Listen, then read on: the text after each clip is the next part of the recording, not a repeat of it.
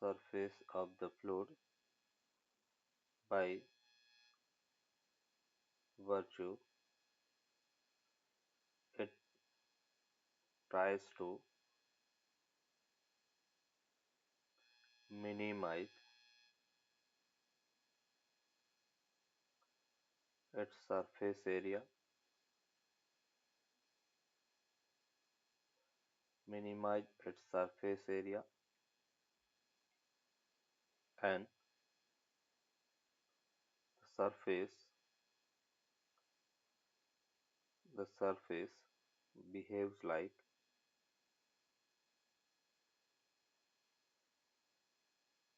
a stressed membrane.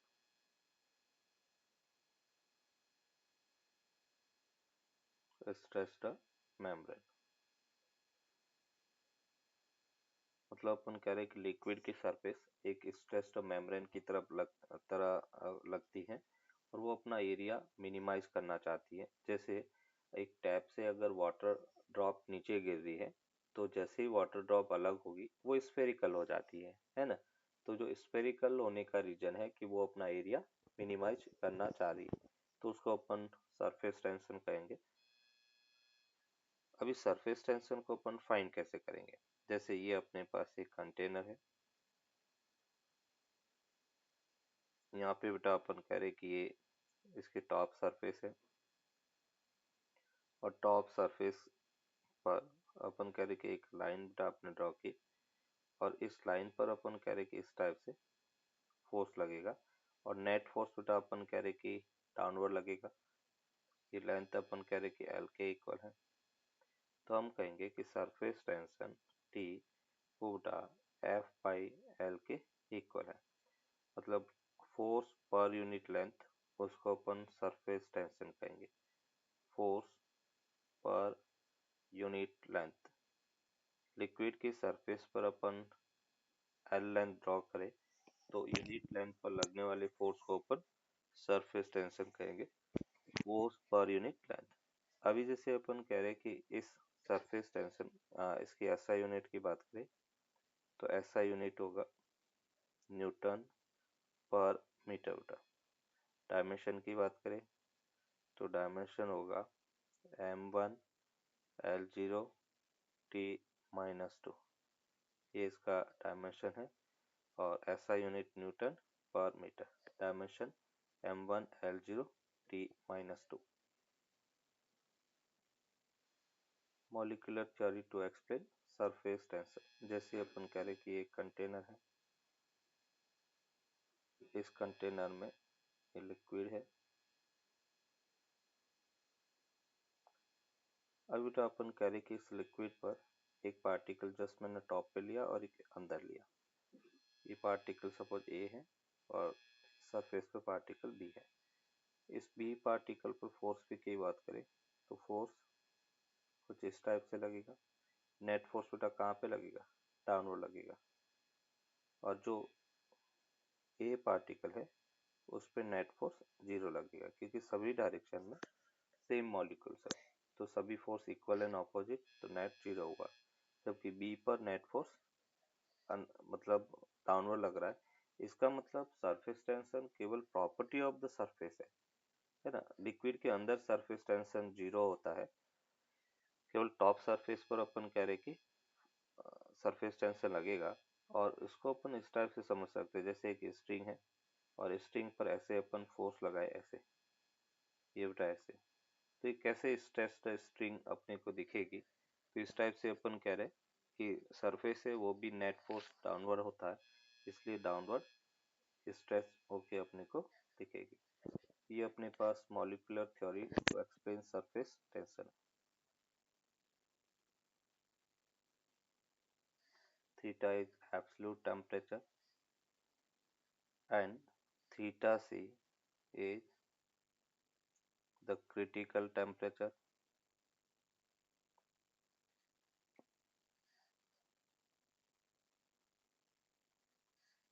and n is the constant varying n is the constant varies slightly from liquid and has means value 1.21.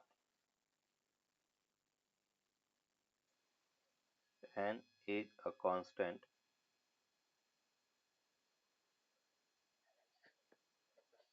and means value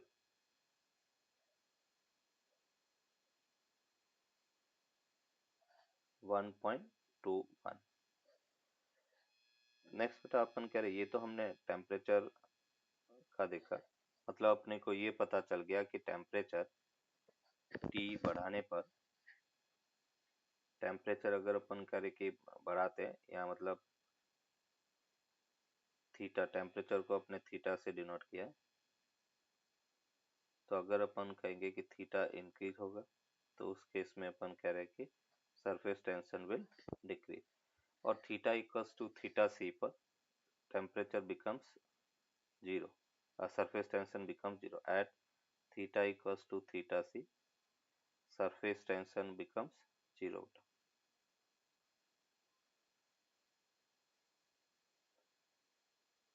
surface tension वो zero हो जाता है।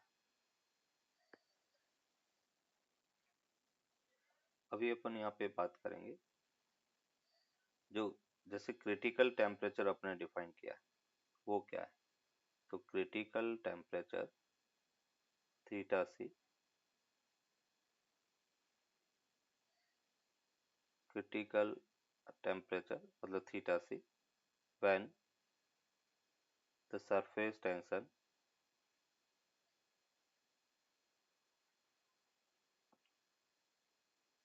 becomes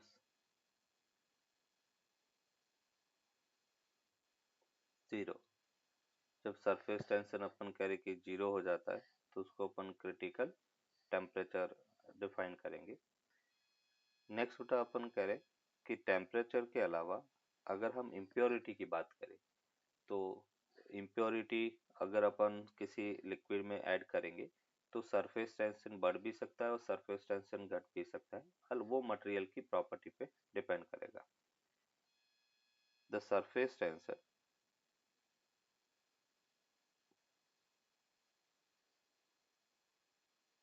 the surface tension of a liquid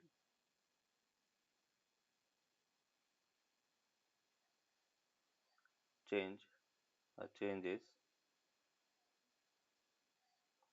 with addition of impurities, addition of impurities, for example surface tension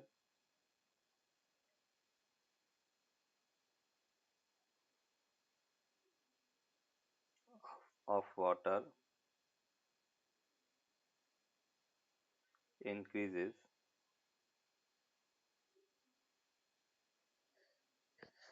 with addition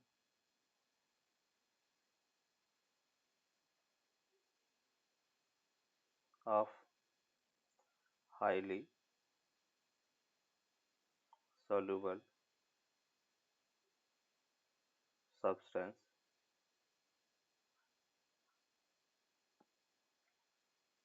like NaCl, ZnSO4 etc। और दूसरी तरफ अपन कहेंगे surface tension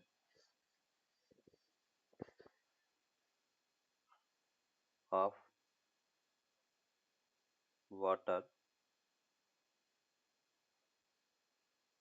gets reduced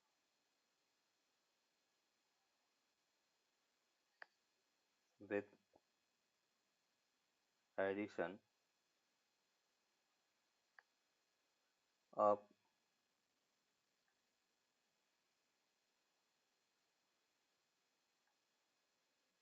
sparingly soluble substance like phenol, soap, detergent तो washing machine या अपन कह रहे कि कपड़े धोने के लिए अपन डिटर्जेंट यूज करते हैं, उसका रीजन ये है कि वो सरफेस टेंशन रिड्यूस करता है। सरफेस टेंशन रिड्यूस करेगा तो उसके कारण जो कपड़े हैं उसमें बहुत सारे टाइनी होल्स होते हैं, उसमें इजीली वो पानी एंटर कर पाएगा, और पानी एंटर करेगा तो वहां से डस्ट पार्टिकल को वो छुड़ा लेगा। दूसरा, जैसे अभी हमने कहा टेम्परेचर के साथ में सरफेस टेंशन डिक्रीज होता है, तो आपने कि कपड़े अगर ज़्यादा ऑयली है, गंदे है, तो हम गर्म पानी करके उसको धोएंगे तो जल्दी साफ होते हैं। रीजन क्या है, गर्म पानी करने पर भी सरफेस टेंशन कम हो जाता है। तो सरफेस टेंशन प्लस अपन कह रहे कि डिटर्जेंट वो भी सरफेस टेंशन को कम करता है। तो सरफेस टेंशन कम होने के कारण पानी जो टाइनी होल्स है उसमें इजीली एंटर कर पाएगा, और इजीली एंटर करेगा तो वहां से वो डस्ट पार्टिकल को छुड़ा पाएगा। तो जैसे जो वॉशिंग मशीन होती है उसकी भी वर्किंग उसी बेस होती है कि उसमें गर्म पानी का ब्लोअर आता है, और अपन कह रहे कि डिटर्जेंट, ये दो चीजें, कोई ज्यादा कॉम्प्लेक्स टेक्नोलॉजी नहीं है। और फिर वो रोटेटर उसको घुमाने का काम करता है, तो वहां से वो डस्ट पार्टिकल इजीली छूट पाते हैं। तो कपड़े धोने का जो रीजन है वो ब्लोअर है, मतलब गर्म पानी का blower plus surface tension detergent. अभी अपन यहाँ पे डिफाइन करेंगे सरफेस एनर्जी। जैसे आपने देखा होगा कि अगर हार्ड वाटर है और उसमें अपन कपड़े धोना चाहे तो कपड़े साफ नहीं होते, क्यों? क्योंकि हार्ड वाटर में जैसे NaCl है या जिंक सल्फेट है, तो ये सभी अपन कह रहे कि जो सॉल्यूबल रहते हैं और लिक्विड के अंदर, वाटर के अंदर, जो सरफेस टेंशन को इंक्रीज कर लेते हैं, इसलिए हार्ड वाटर के अंदर कपड़े जल्दी साफ नहीं होते। अभी Sir, अपन यस बेटा। sir, how does surface tension increases with NaCl and ZnSO?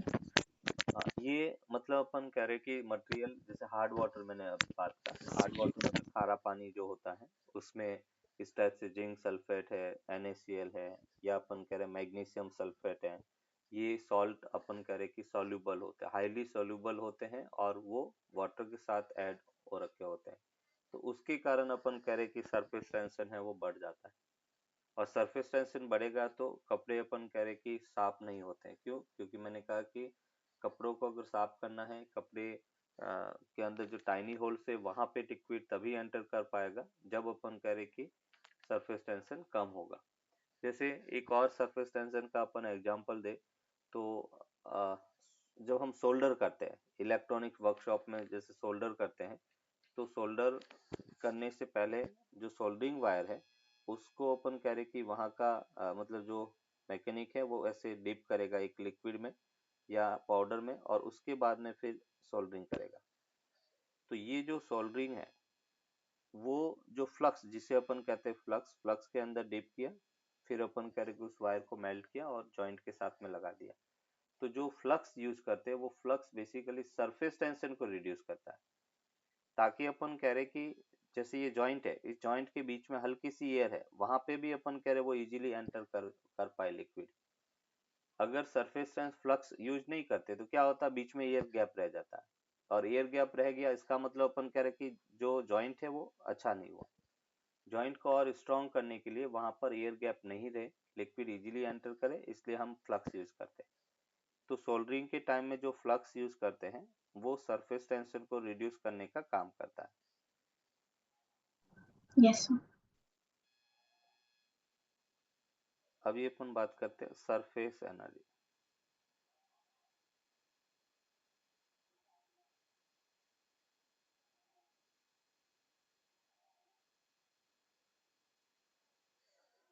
अभी सरफेस एनर्जी है क्या?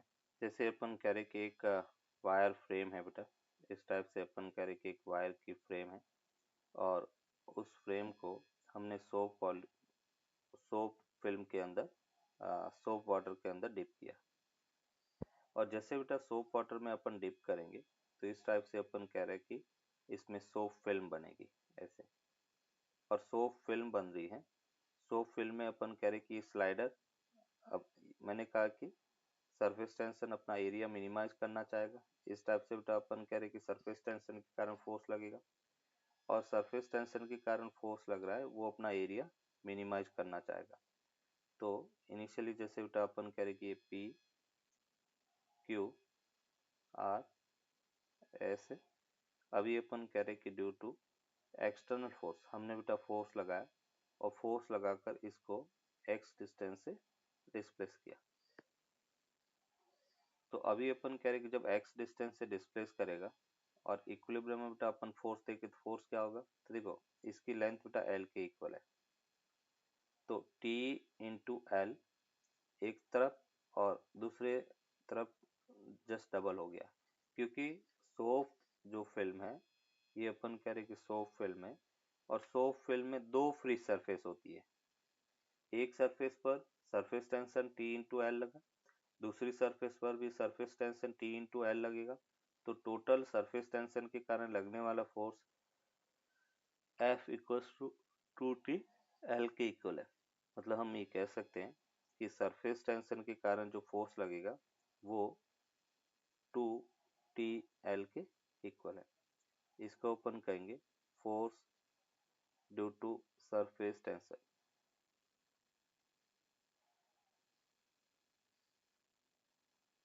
अभी बेटा अपन कह रहे हैं कि इसका एरिया इंक्रीज करने के लिए हमें कितना वर्क करना पड़ा, तो देखो सरफेस एनर्जी को हम डिफाइन करेंगे। Surface energy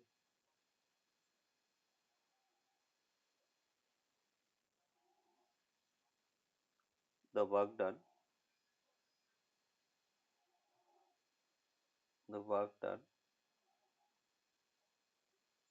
to increase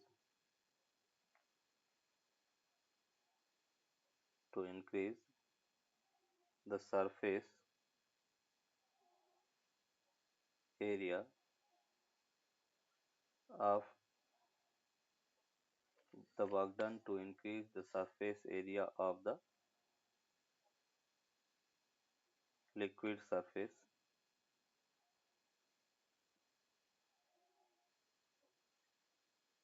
stored in the form of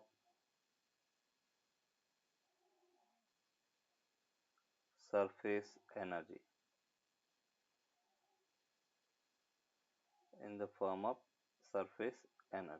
that means हम ये कह सकते हैं कि वर्क डन जो सरफेस एनर्जी है वो होगा वर्क डन, और वर्क डन होगा बेटा F इंटू अपन कह रहे कि x डिस्प्लेसमेंट। बेटा F को आपने लिखा है F है वो बेटा 2TL के इक्वल है, तो हम कह सकते हैं कि सरफेस एनर्जी T इंटू बेटा 2LX है, और 2LX क्या है, एरिया इंक्रीमेंट, तो इसको अपन कह सकते हैं T इंटू डेल्टा ए।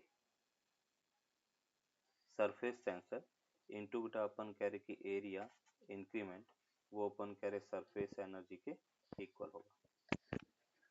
यहाँ पे डेल्टा ए जो है 2LX है, इसको अपन एरिया इंक्रीमेंट कहेंगे, एरिया इंक्रीमेंट। तो सरफेस टेंशन अभी अपन न्यूमेरिकली देखें कि if delta A 1 meter square है देन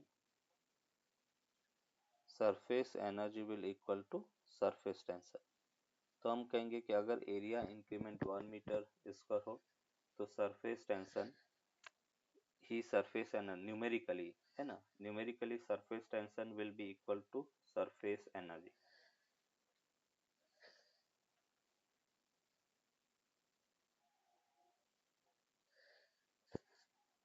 कि टोटल एनर्जी हमेशा कांस्टेंट होती है, तो अपन कहेंगे the total energy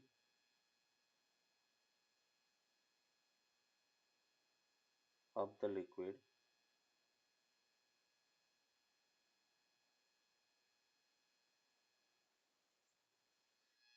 remains constant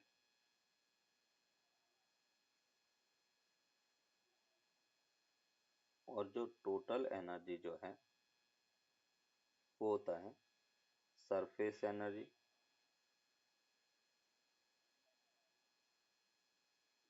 plus heat energy. Surface energy plus heat energy, और वो अपन करें कि कांस्टेंट है। सरफेस एनर्जी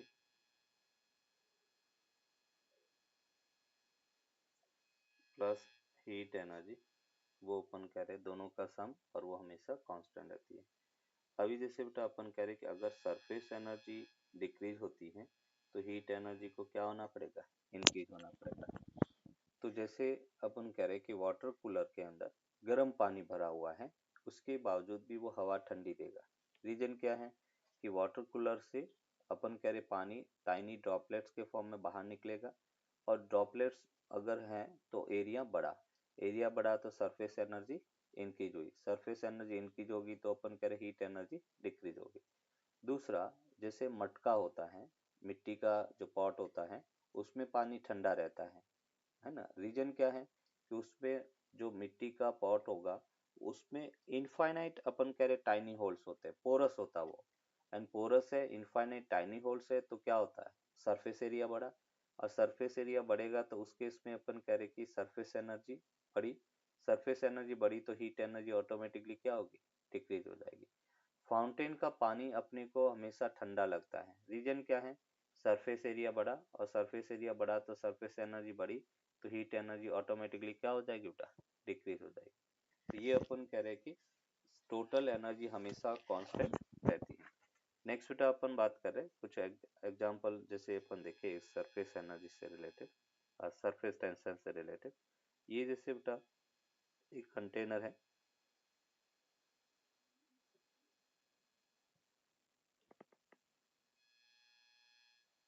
एक कंटेनर, क्वेश्चन है of width 2a is filled with the liquid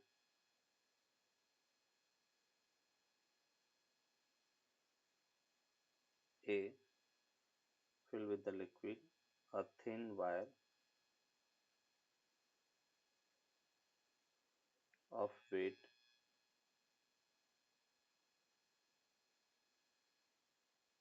per unit length lambda is gently placed over the liquid surface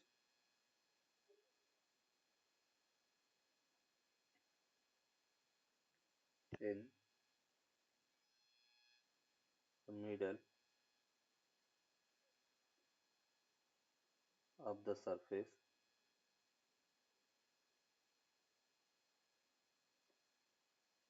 as shown in figure.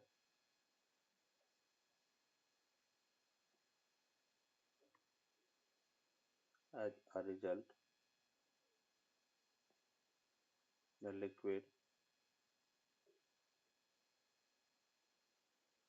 surface is depressed by a distance y. Y is very less than a, then determine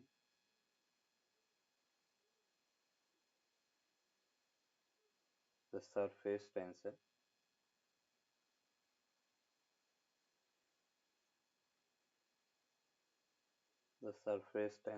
of the liquid,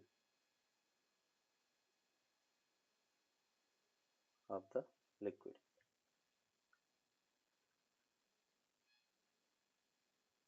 ये जैसे बेटा अपन करें कि इसकी जो ऐसे इसकी top surface हो जाती है,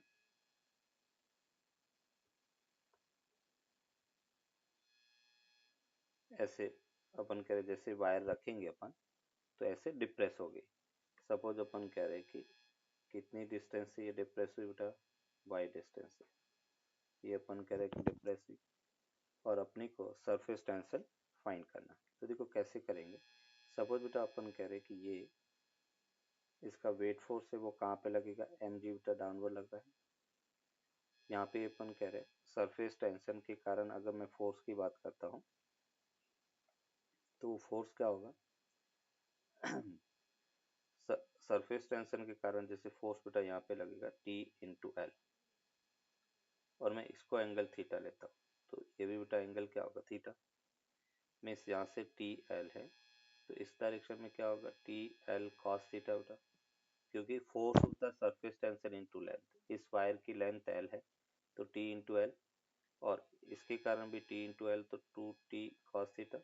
इधर बेटा टी एल साइन थीटा जो कैंसिल आउट हो जाएगा। इधर भी फोर्स अपन करेंगे टी एल साइन थीटा जो कैंसिल आउट हो गया। मीन्स यहाँ पे अपन कह सकते हैं कि 2t L cos theta equals to बेटा एम इंटू जी के इक्वल होगा। मीन्स यहाँ पे अपन कह सकते हैं 2t एल कॉस थीटा बेटा किसके इक्वल होगा, base Y upon hypotenuse under root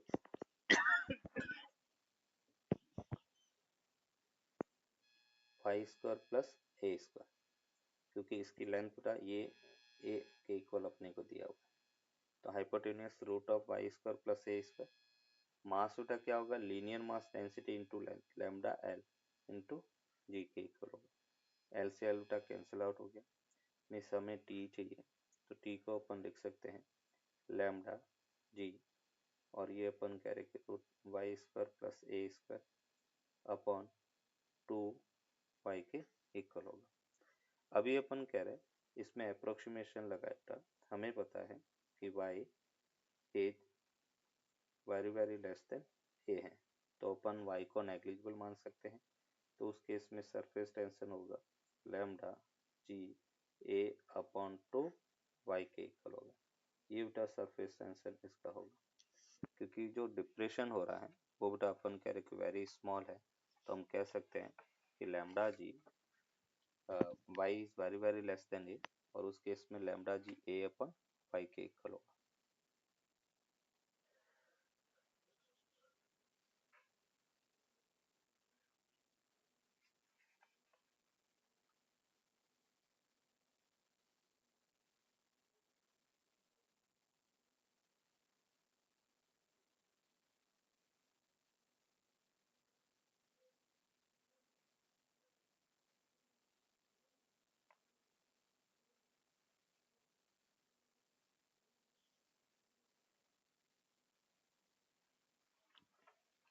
note कर दिया बेटा।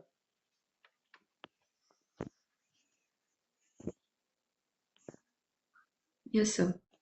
चलो नेक्स्ट बेटा एग्जांपल अपन देखते हैं।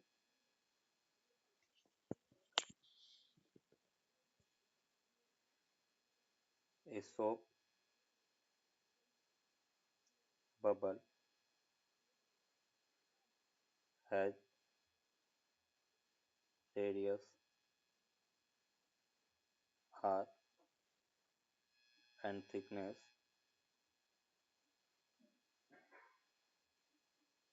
and thickness d, which is very less than r, as shown.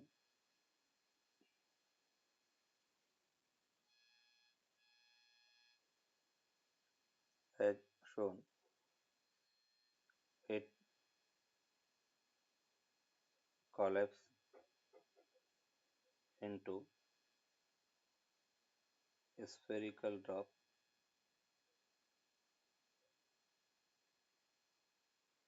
then to energy released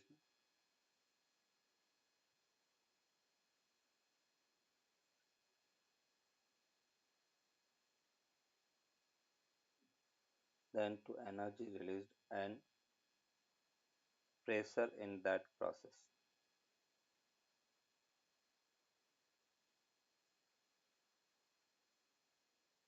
energy release अपने को पूछा गया, इसमें कितनी एनर्जी रिलीज होगी। क्वेश्चन कह रहा है soap bubble has radius R, thickness बेटा D, D is very less than R है, जैसे अपन कह रहे कि ये एक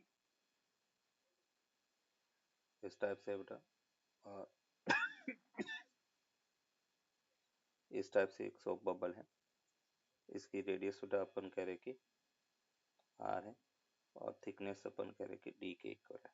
ये थिकनेस डी, रेडियस अपन कह रहे कि आर है, और R is very very greater than D है।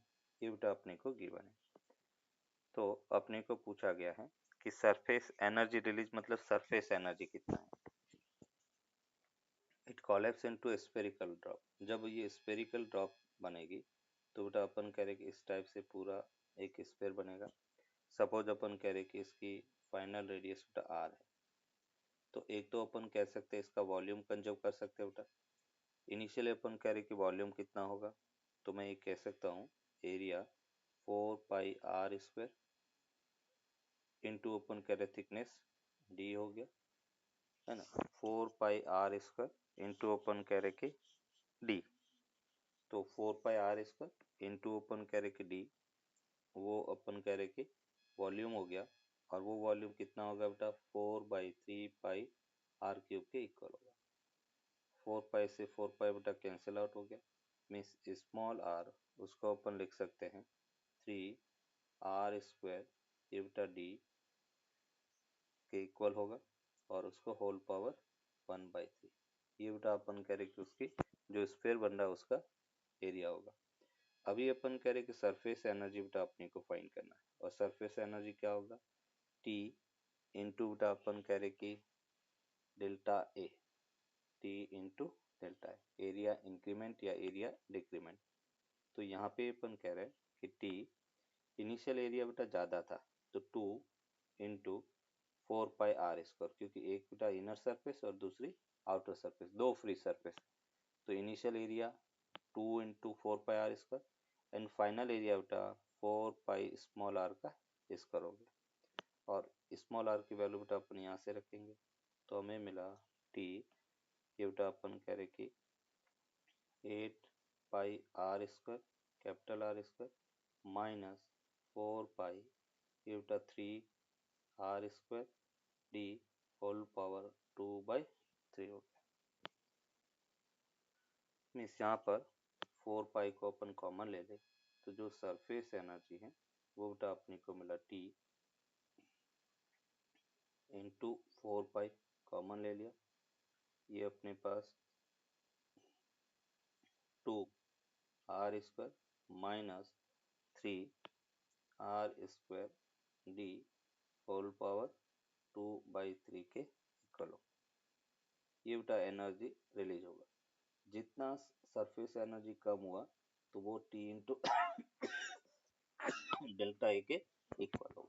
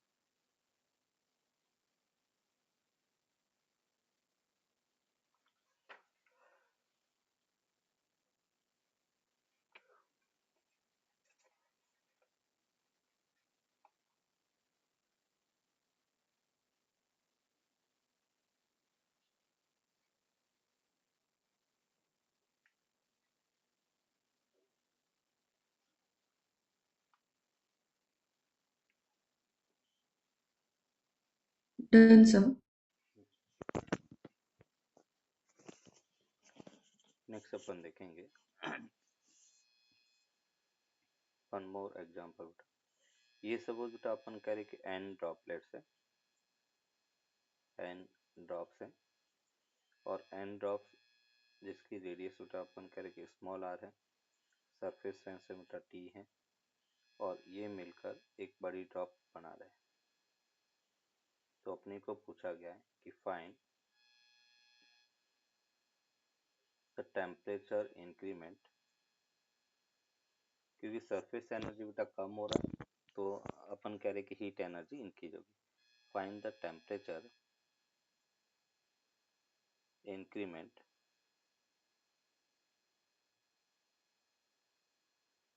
of the liquid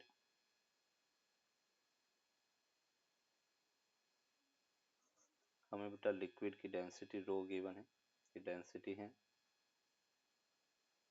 हमें सरफेस टेंशन वो T है और उसके अलावा स्पेसिफिक हीट ऐसे होता है, ये स्पेसिफिक हीट है।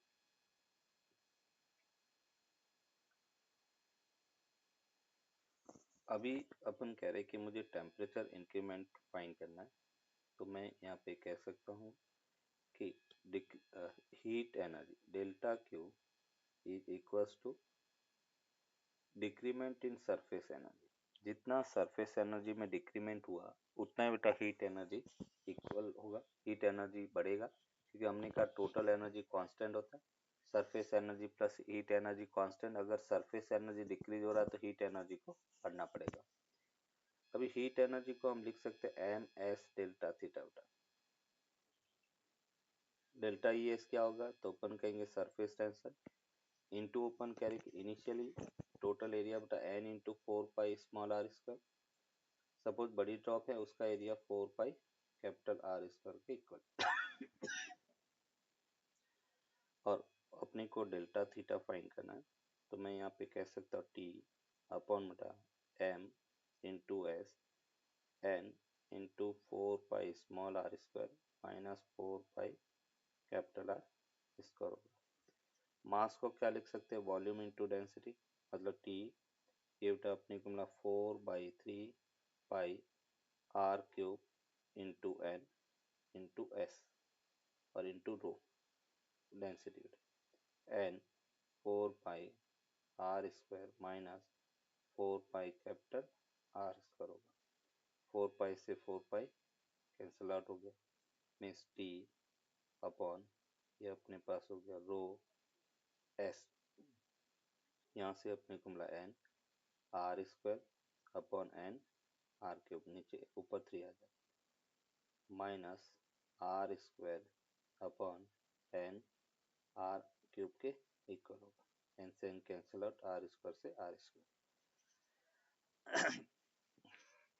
अभी मुझे कैपिटल आर दिया हुआ नहीं है, तो उसको एलिमिनेट करेंगे, तो उसके लिए अपन क्या करेंगे, वॉल्यूम कंजर्व, तो ये हो गया N 4/3 pi R cube equals to 4/3 pi capital R का क्यूब होगा। तो 4/3 पाई आर क्यूब से 4/3 पाई से 4/3 pi cancel out, R equals to N to the power 1/3 और ये आर के इक्वल होगा, ये वैल्यू रख लेते हैं यहाँ पे। तो जो डेल्टा थीटा जो है उसको अपने लिखा 3T upon rho S 1/r minus ये अपने लिखा N to the power 2/3 R square upon अपन कहेंगे N R cube, R square से आर स्क्वायर कैंसिल आउट, तो ये 2/3 माइनस 1 उठा, तो कितना मिलेगा -1/3,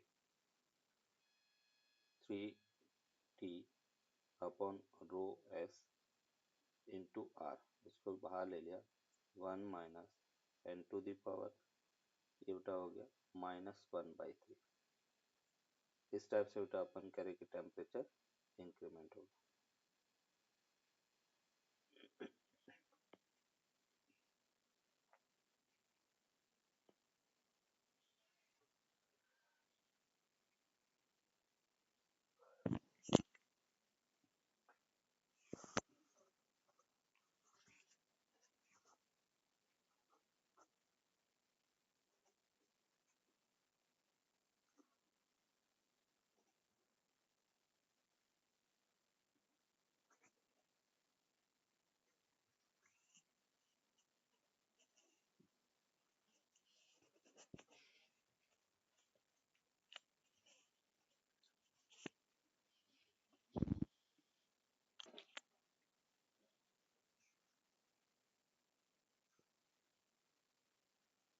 आंसर नेक्स्ट बेटा अपन देखेंगे एक्सेस प्रेशर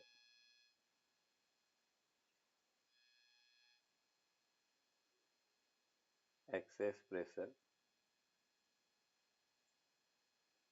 inside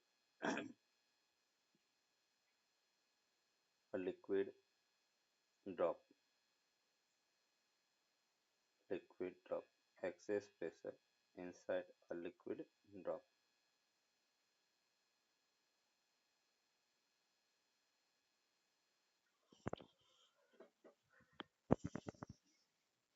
ये जैसे अपन कह रहे कि एक लिक्विड ड्रॉप है, उसके अंदर अपने को एक्सेस प्रेशर फाइंड करना है, और इस लिक्विड ड्रॉप को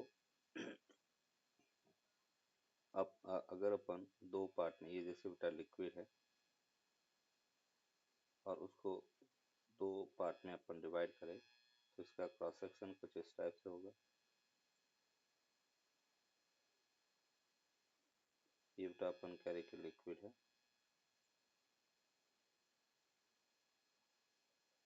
इसका रेडियस बेटा अपन कह रहे कि आर के इक्वल है। अभी देखो इसमें बेटा अपन कह रहे अंदर जो प्रेशर है, प्रेशर के कारण फोर्स होगा पी इन इंटू बेटा projection area pi R square. ये अंदर का अपन करे कि फोर्स होगा। दूसरा सरफेस टेंशन क्या करेगा, उसके एरिया को मिनिमाइज करना चाहेगा, है ना। तो सरफेस टेंशन के कारण अगर हम फोर्स की बात करें तो फोर्स क्या होगा, T into two pi R के इक्वल होगा। ये सरफेस टेंशन के कारण फोर्स मतलब ऐसे मिनिमाइज करना चाहेगा। और ये इधर और बाहर बेटा अपन कह रहे कि एक एक्सटर्नल फोर्स है, तो अपन कह रहे कि पी नॉट इंटू फोर, इसको अपन पी एक्सेस कर सकते हैं इक्विलिब्रियम में। बाहर पी नॉट है तो नेट प्रेशर ले लेते हैं, तो उसको अपन पी एक्सेस कहेंगे। तो पी एक्सेस इंटू बेटा projection area pi R square. अभी देखो ये ड्रॉप है वो स्फेरिकल है, और स्फेरिकल ड्रॉप है और इक्विलिब्रियम में है, तो नेट फोर्स क्या होता है बेटा, जीरो। मतलब मैं ये कह सकता हूँ पी एक्सेस इंटू बेटा projection area pi R square, और वो सरफेस टेंशन के कारण लगने वाले फोर्स के इक्वल होगा, T into two pi R. तो पाई आर से बेटा पाई आर कैंसिल आउट हो गया, तो जो एक्सेस प्रेशर है लिक्विड ड्रॉप के अंदर वो बेटा अपन कह रहे टू टी बाई आर के इक्वल होगा। एक फॉर्मूला ये होगा, excess pressure two T by R के इक्वल है। दूसरा एक्सेस प्रेशर होता है बेटा P inner pressure minus outer pressure, वो अपन कह रहे टू टी बाई आर के इक्वल होगा। Inner pressure minus outer pressure two T by R के इक्वल होगा। अभी इसी में अपन कह रहे हैं कि in excess pressure in soap bubble अगर अपन बात करें, excess pressure in soap bubble या बबल इन लिक्विड कह सकते हैं, सोप बबल कह सकते हैं। तो अगर सोप बबल का एक्सेस प्रेशर अपन देखें तो सोप बबल में बेटा दो फ्री सरफेस होगी, बाहर भी एयर रहता है अंदर भी एयर रहता है। तो यहाँ पे अपन कहेंगे in soap bubble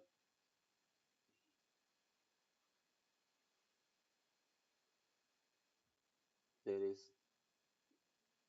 to free surface.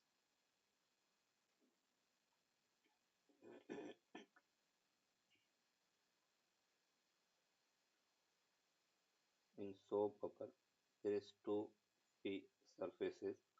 जब अपन कह रहे कि दो फ्री सरफेसेस हैं तो उस केस में अगर हम एक्सेस प्रेशर की बात करें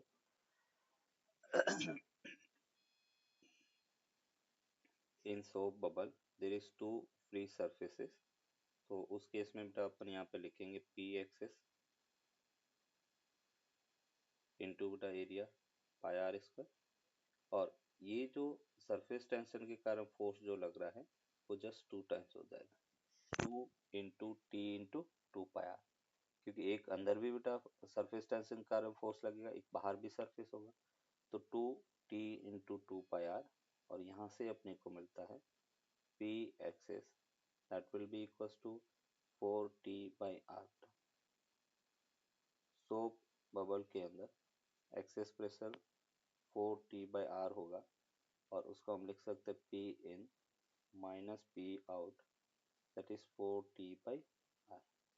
और अगर हमें इनर प्रेशर चाहिए तो हम लिख सकते हैं P नॉट प्लस 4T/r के इक्वल होगा।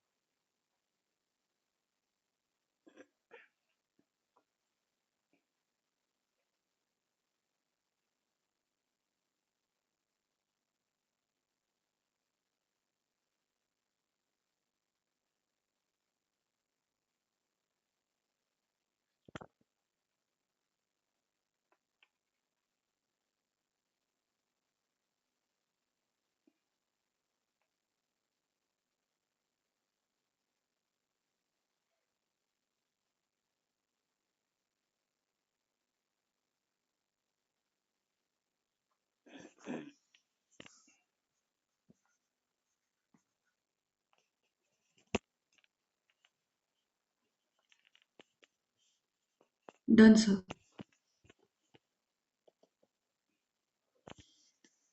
नेक्स्ट रिसिप्ट अपन करें excess pressure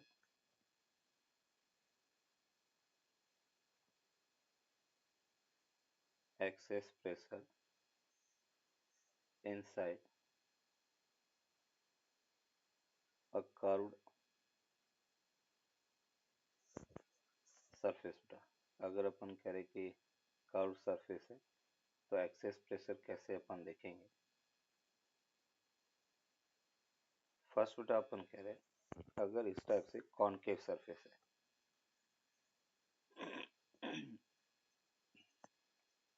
for concave surface बेटा, जैसे अपन कह रहे कि इस टाइप से लिक्विड की कॉनकेव सरफेस है, स्फेरिकल सरफेस है और ऐसे लिक्विड है तो इस यहाँ का प्रेशर बेटा ओपन टू एटमॉस्फेयर है तो पी नॉट होगा, तो अंदर का प्रेशर हम कह रहे पी नॉट माइनस 2T/r होगा। ये यहाँ का प्रेशर होगा। हमेशा जो कॉनकेव शेप है उसका प्रेशर 2T/r से ज्यादा होता है। तो अगर मैं कह रहा हूँ ऊपर का टॉप का बेटा ओपन टू एटमॉस्फेयर है तो प्रेशर पी नॉट होगा और जस्ट सरफेस के बिलो का pressure P not minus 2T/r होगा, क्योंकि कॉनकेव सरफेस का प्रेशर हमेशा ज्यादा होता है। दूसरा अपन कह रहे फॉर कॉन्वेक्स सरफेस बेटा,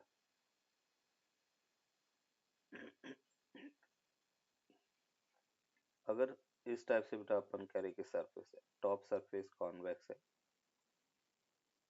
और अपने को सरफेस के जस्ट आउटसाइड और इनसाइड प्रेशर बेटा फाइंड करना है।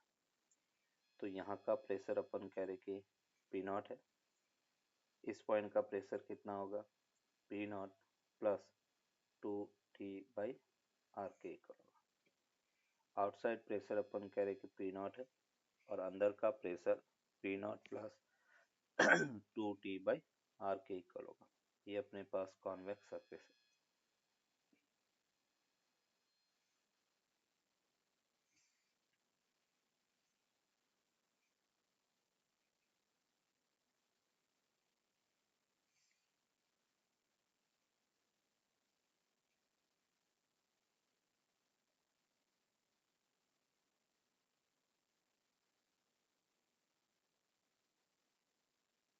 Done, sir. अभी जैसे यहाँ पे अपन बात करेंगे excess pressure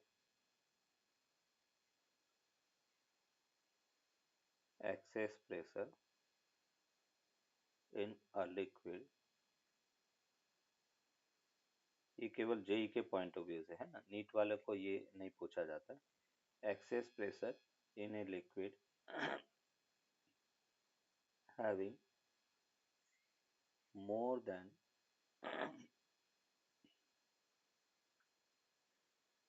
1 radius of curvature बेटा, रेडियस ऑफ कर्वेचर, एक से ज़्यादा अपन कह रहे कि रेडियस ऑफ कर्वेचर है तो उसके लिए अपन एक्सेस प्रेशर देखेंगे। जैसे बेटा अपन कह रहे कि कुछ इस टाइप से एक सरफेस है, ये दूसरा रेडियस ऑफ कर्वेचर है, ऐसे बेटा अपन कह रहे कि रेडियस ऑफ कर्वेचर है।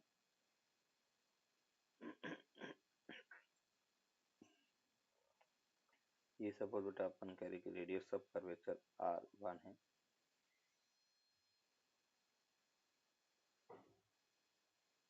ये भी बेटा R1 है। ये दूसरी रेडियस ऑफ कर्वेचर R2 के इक्वल है। ये बेटा अपन कह रहे कि R3 के इक्वल है, सर ये भी R2 है। दो इसमें रेडियस ऑफ कर्वेचर है और हम कह रहे कि बाहर का प्रेशर, अगर यहाँ का प्रेशर P0 है तो इसका अंदर का प्रेशर क्या होगा, तो हम बेटा इसको लिखेंगे P इन एक्सेस प्रेशर की अपन बात कर रहे हैं, P एक्सेस इक्वल्स टू, यहाँ पे बेटा अपन कहेंगे P इन माइनस P0 और वो होगा बेटा T into 1/R1 plus 1/R2 के इक्वल है। T into 1/R1 plus 1/R2। जैसे अपन स्फेरिकल ड्रॉप की बात करें, फॉर स्फेरिकल ड्रॉप, और स्फेरिकल ड्रॉप के लिए बेटा हम कह सकते हैं कि रेडियस R1 R2 के इक्वल होता है। तो उस केस में बेटा एक्सेस प्रेशर अपने को मिलता है 2T/R के इक्वल होगा। P एक्सेस 2T/R के इक्वल होगा।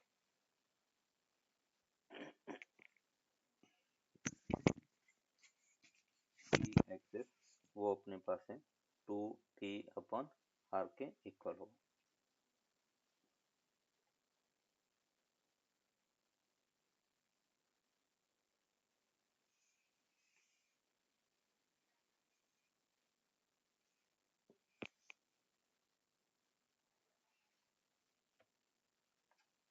Done sir.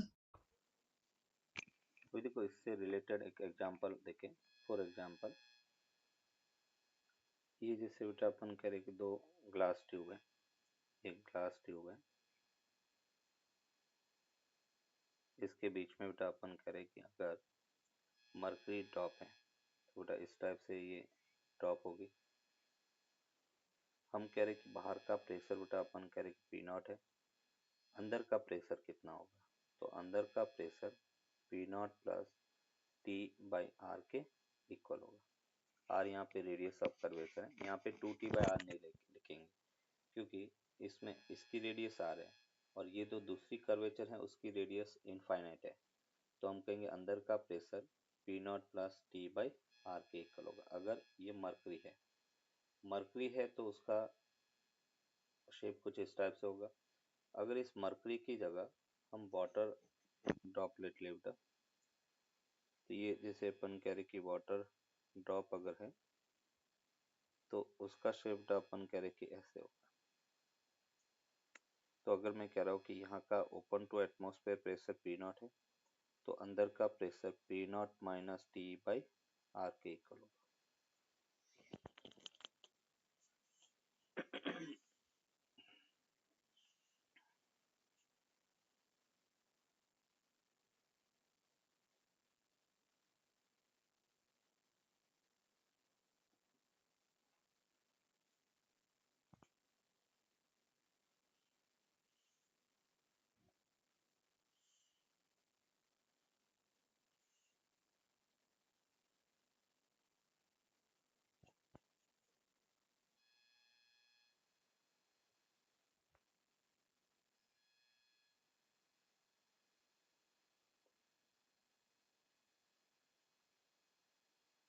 ये बेटा अपन कह रहे कि मासलेस ग्लास प्लेट है, इसके बीच में अपन कह रहे कि वाटर ड्रॉप है, दोनों के बीच का सेपरेशन बेटा D है और ये अपन कह रहे कि दोनों मासलेस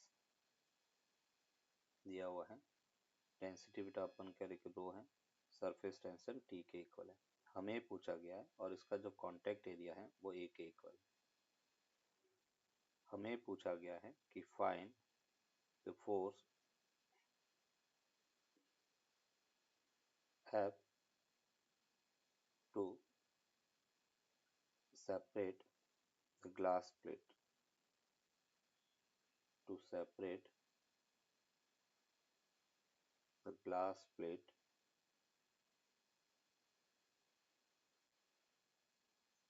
from liquid surface,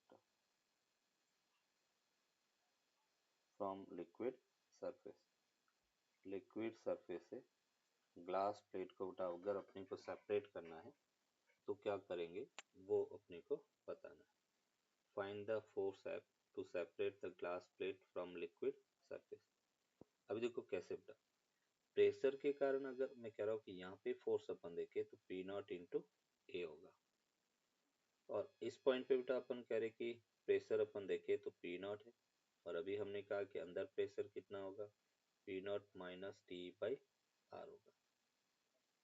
तो अगर मैं अंदर की तरफ बेटा फोर्स देखता हूँ यहाँ पे, तो ये फोर्स हो गया P not minus T by R into area. तो अगर मैं ग्लास प्लेट उसका फोर्स बेटा देखता हूँ इक्विलिब्रियम, तो यहाँ पे तो फोर्स लग रहा है पी नॉट इंटू ए, ऊपर की तरफ फोर्स लगेगा pressure into area P not minus T by R into बेटा ए। कौन सा फोर्स ज़्यादा बेटा, तो नीचे वाला पी नॉट ए ज़्यादा है, तो हमें एक एक्सटर्नल फोर्स लगाना पड़ेगा, ये बेटा एफ। तो अपन क्या कहेंगे कि जो एफ है वो होगा P not A minus P not minus T by R into A, और उसको हम लिख सकते हैं टी ए अपॉन आर के इक्वल होगा, ये बेटा रिक्वायर्ड फोर्स है। अभी देखो यहाँ पे एरिया पता है, रेडियस पता नहीं, तो इसलिए अपन रेडियस को क्या लिख सकते हैं, डी बाई टू लिख सकते हैं। तो जो फोर्स है वो बेटा अपने को मिला टी, ये अपन कह रहे कि ए अपॉन डी, और ये टू हो गया। अभी इसको और थोड़ा मॉडिफाई कर सकते हैं इन टर्म्स ऑफ, अगर वॉल्यूम लिखना है तो अगर हमें वॉल्यूम दिया हुआ है तो हम उसको ऐसा लिख सकते हैं, दोनों तरफ डी से मल्टीप्लाई किया तो ये टू टी, ये डी स्क्वायर हो गया, ए इंटू डी जिसे अपन वॉल्यूम कह सकते हैं, ए डी वो वॉल्यूम के इक्वल है, cross section surface area into length. तो एफ इक्वल्स टू अपने को मिला two T V volume upon D square, D दोनों के बीच का सेपरेशन है, ये अपने पास फोर्स रिक्वायर्ड होगा।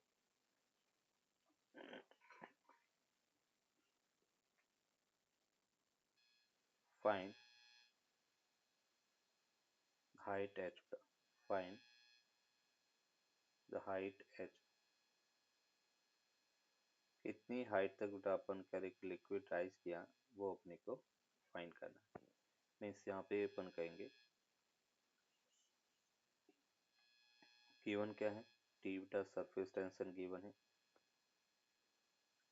सरफेस टेंशन, एल बेटा लेंथ है, डी दोनों के बीच का सेपरेशन है,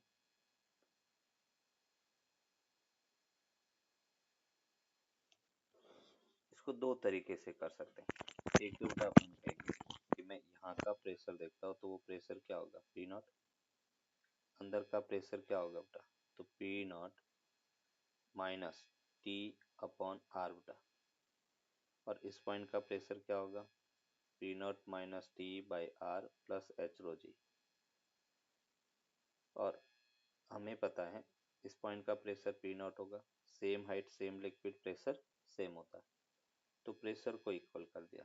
अपन करें एक pressure P not minus T by R plus H rho g equals to P naught के इक्वल होगा, पी नॉट से पी नॉट कैंसिल आउट, मिस H rho g equals to T by R, H equals to अपने को मिला T by R rho जी, और R को हम लिख सकते हैं डी बाई टू, तो हमें मिला H equals to two T upon T rho G के इक्वल होगा, बीटा अपन कह रहे कि इसका हाइट एच के इक्वल होगा।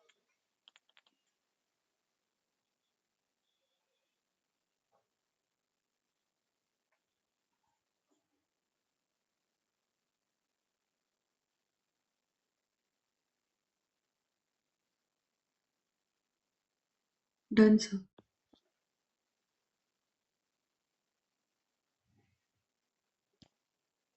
नेक्स्ट बेटा अपन देखेंगे कोहेसन फोर्स बेटा। Cohesion force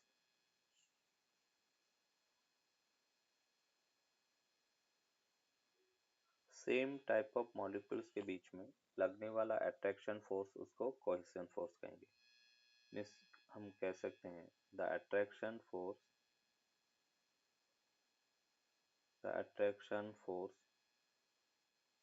between the same types of molecules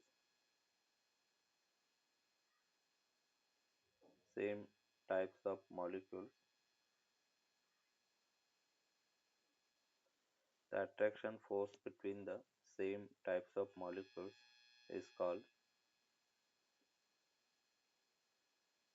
cohesion force.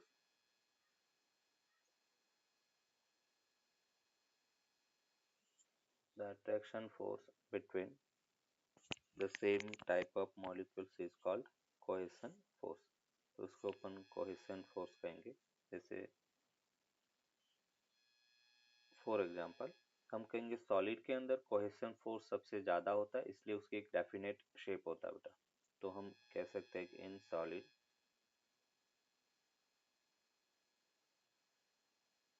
The cohesion force is maximum, is very large,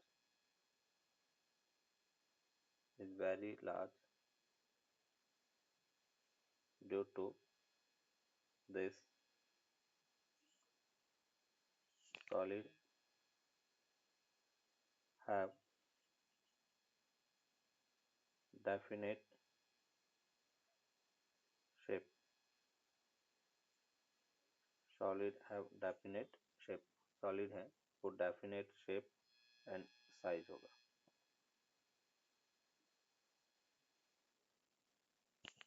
अब इसका कॉन्सिक्वेंस अपन देखें, जैसे कुछ और एग्जाम्पल अपन देखें कि क्या क्या होता है। तो हम ये कह सकते हैं कि इसी के कारण, कोहेसिव फोर्स के कारण ही हम कह रहे हैं कि टू ड्रॉप्स ऑफ लिक्विड जब मर्ज होती हैं, कोलैप्स होती हैं, तो एक नई स्फेरिकल ड्रॉप बनती है।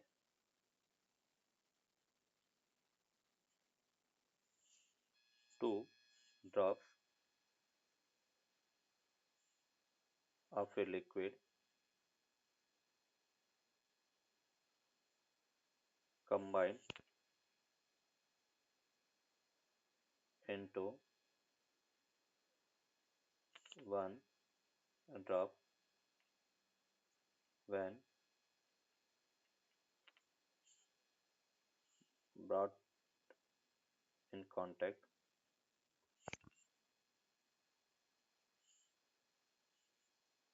brought in mutual contact।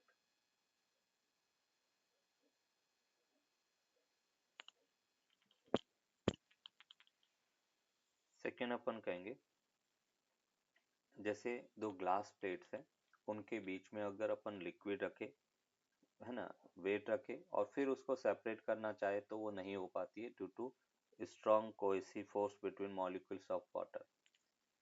तो जैसे एक मरकरी है, मरकरी की ड्रॉप को अगर हमें स्मॉल ड्रॉप में डिवाइड करना है तो वो मुश्किल होता है due to strong cohesive force.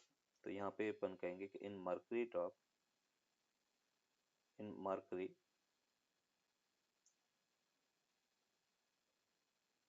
There is maximum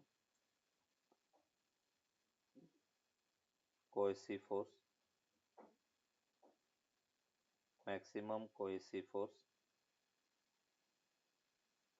so it does not hit the surface। किसी मरकरी को अपन अपने जेब में भी रखेंगे तो भी जेब खराब नहीं होता है, लिक्विड वो जेब उसमें अपन का स्टिक नहीं होता है।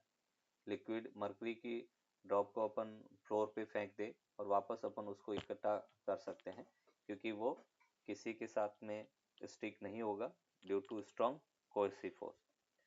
कोहेसन फोर्स के बाद में हम देखते हैं बेटा adhesion force. Adhesion force,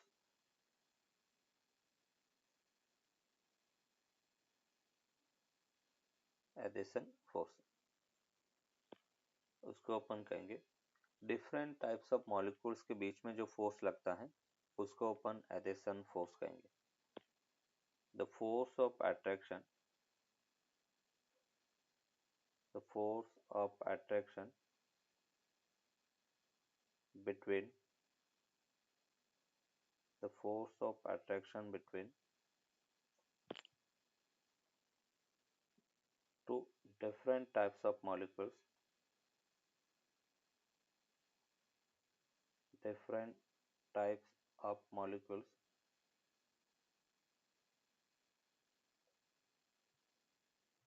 the force of attraction between two different types of molecule is called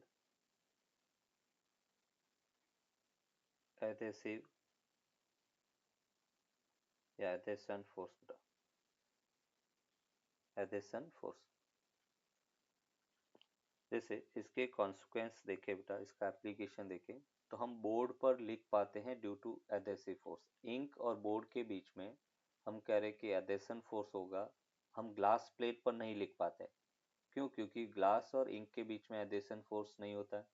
वही अपन कह रहे हैं कि हम बोर्ड पे इजीली लिख पाते हैं। चौक बोर्ड है तो उसमें चौक और बोर्ड के बीच में एडेशन फोर्स होता है जिसके कारण चौक चिपक जाएगी और हम वहां पे लिख पाते हैं। तो writing on board is possible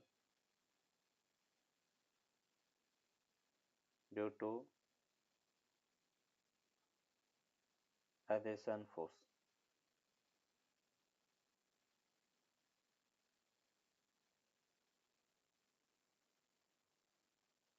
जैसे सीमेंट और जो ब्रिक होता है उसके बीच में भी स्ट्रॉन्ग एडेशन फोर्स होता है, इसलिए वो एकदम पकड़ के साथ में कंस्ट्रक्शन में अपन यूज करते हैं, है ना। कंस्ट्रक्शन स्ट्रॉन्ग होगा क्योंकि सीमेंट जो है और ब्रिक्स के बीच में स्ट्रॉन्ग एडेशन फोर्स होता है। तो उसको भी हम लिख सकते हैं large force of adhesion, large force of adhesion between cement and bricks